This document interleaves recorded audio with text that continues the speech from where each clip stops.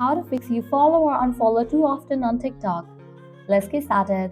Launch your TikTok app. Make sure you have already logged into your account. You will land to the home page. Now at the bottom, you're going to find different options. Navigate to the option of profile. Once you land to your profile page, at the top right corner, you will find three bars. Click on it. Click on the option of settings and privacy. After you land to the settings and privacy page, over here you're going to find different sections. Now scroll all the way down. Get towards the option of report a problem. Navigate to the option of interaction. Click on follow.